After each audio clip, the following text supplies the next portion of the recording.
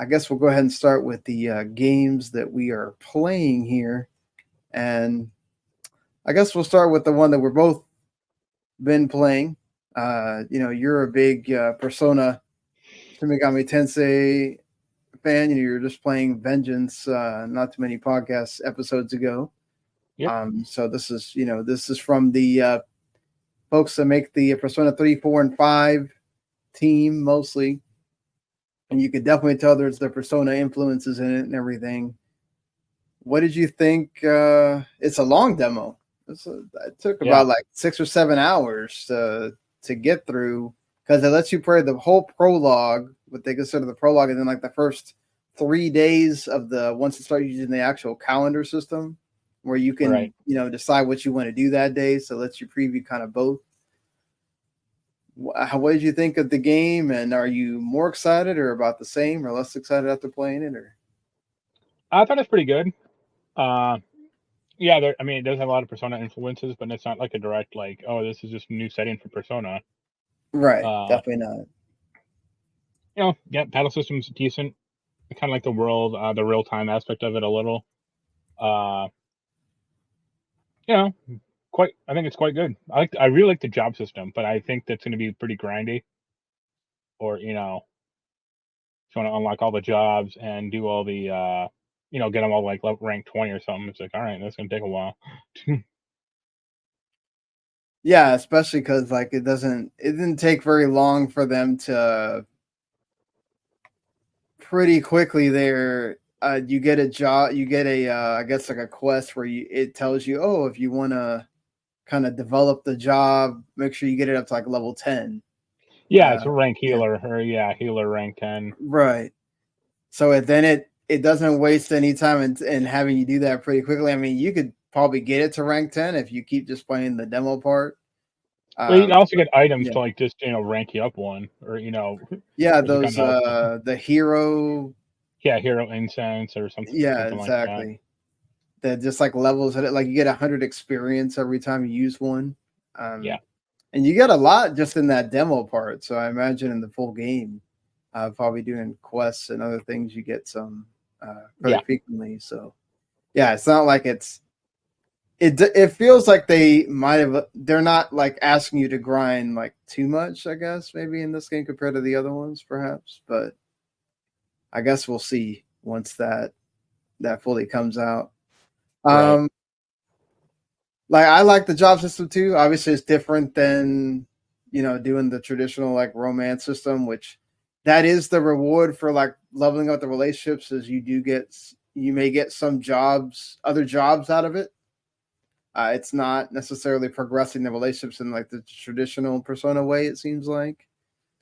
What did you think? Go ahead. Sorry. There are still character relationships, so it's like, okay, well, the fairy's up to like level 2 now. Like, yeah, I think I got Gallica up to like level 2, and that's the only one that I was able to level up. I'm not sure if the other ones you can do it in the demo or not.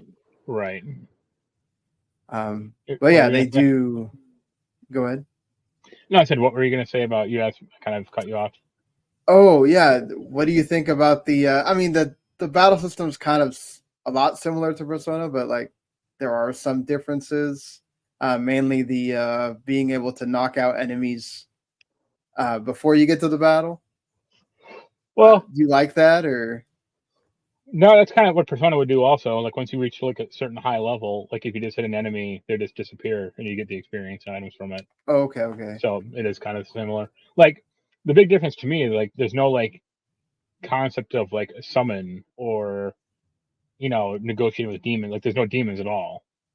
Yeah. So it's just you and your party or your human party, fighting everything. Yeah, just from getting the different jobs, you get the different demons or whatever that way. There's no like you're not gonna be able to go fight a goblin and then all of a sudden decide to make it part of your group or whatnot. That's not in here. The funny thing. Go ahead. The funny thing to me is like they do try to get away from like there's no Aji and Bufu, fire and ice spells. Yeah, I think it's called like bot for fire and something else for ice. but to still have like Dakunda for like negating stat, you know, uh, decreases, and like some of the stuff is still the same. Like Terrakaja still like increased attack power. Yeah, I noticed that too because that one's there in the seeker one that you get, or the main one for the main character. The Did you like that? Did you get ambushed by any of the enemies, or did you always like hit them before? Or No, I've gotten hit plenty of times, yeah, and it kind of sucks because they do take a good chunk of your health out. yeah, that's what I was gonna say. Like that, you definitely want to, if you're gonna be playing that game of trying to hit them before they hit you, make sure you actually do it because they're gonna hit you pretty hard if you don't. I mean, I guess the benefit also is like you are very nimble, much more than like a Persona game, or at least Persona 5. So you can dodge around, and did he in that cathedral? Did he run up against any of those like red flowers? No, I think I didn't. That like keeps spawning in enemies. I probably did, and I might have just gone past it. But okay, yeah, like those things, like you're told, like, hey, these things just keep spawning enemies, so like try to knock it down, and you try to, but like this thing like attacks back and doesn't start a battle. It just like hits hits you in the main world. So you really got to dodge around it and dodge the enemies as well. So you don't want to get into a battle. So yeah. What did you think of the voice casting? Having your main character has a voice now. It's fine. Good on them. I think it's been a little too long. I mean, like, because it's funny, like the Persona anime TV shows, your main character obviously talks, just not in the games. Right. So I think it helps better with the dialogue too, because there's certain things where you make the choices, and it's actually good to hear them actually say it. It doesn't. Right. Sometimes when it's just reading the text, it's not as funny. Or I mean, it'll be funny if they ever release like a Half-Life anime, and like Samuel Jackson is going to be voicing Gordon Freeman. Yeah. Do you like the story so far that we've gotten to experience, or very anime-like? Sitting at the big competition with like you getting more popular. That's kind of an interesting concept, like ranking up basically, and getting you more mag, which increases your the amount of you can sell, or the amount of stuff, your power to unlock the jobs. Yeah, I agree. I like it just from it's different in that, okay, they do it. They hide it behind the facade of, you're electing your king or whatever because of what happened. But it's a good way to kind of get you to always want to do something. I wonder if they're going to keep like updating you throughout the story. I'm assuming he's always going to sort of be step to step with you depending on what you do. But yeah, I do like the premise of it, just the way it starts out and the characters. They do a quick one, really. They don't take very long to kind of already do some twists just in the prologue itself. So there's definitely some people that, and this does carry over, by the way. So if you don't know, it is worth playing the demo because you can carry that same save over. And then obviously if you save beforehand, once you get to the calendar stuff, you can. I'm thinking about doing that before we get to the October 11th when the game comes out, of going back and maybe deciding on doing some things I didn't do, and then having a save for that too, depending on which one I wanted to do on that. Looks like, I mean, I like the way you the traveling system in the world too. Just you see the thing, you go there, you have to kind of decide how many days it's going to take, just like the Persona similar, right?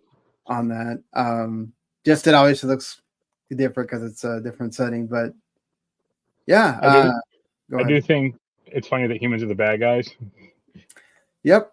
And then the setup for it is that the book that he has is supposed to be kind of like our world or whatever. And yeah. Although like they don't explain what your character is. They just keep saying like it's an Ida, or I think that's the name, but it's like, okay, but I looked in the glossary and it ain't in there.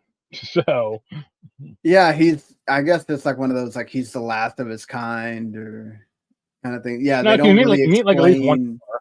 I met at least one more in the game world. Like it was just like a nondescript NPC though. It's like, oh, Yeah, you're another one? they make it to where like apparently he's like the most hated of all of them, all the different races that are in the game. Yeah. It's you know. But it seems good. Or yeah, like I liked it quite a bit. Uh I don't think I like the town though. Like I got like it's a little confusing or just a little busy. Uh and I actually kind of hate the UI. I think it's very confusing. I can see that in some spots. Yeah, there's it's very colorful, very out there. You're gonna have to you know, they And definitely do try to make it stylish. Like, and I like the way it looks when you do like the end battle screen. Like that looks cool. yeah, But like I initially thought like, oh, you could just unlock jobs as you go along, but it's like no, you have to go back to that academia place and mhm. that's where you put it in. But like they don't explain that place at the start or like that well. Yeah, once you go back to that character like a couple times, that's when they finally they start explaining stuff more. Um, Yeah. which they do have their Velvet Room equivalent Yeah. person. So, I mean, it's also funny because like I don't know. I think the story telegraphs fairly easily. Like, you're gonna wake the prince up, and he's either gonna be evil, or the king will, turn him evil. Like, yeah, and or you'll stuff find like out like that. that the guy you're chasing is like somehow a good guy.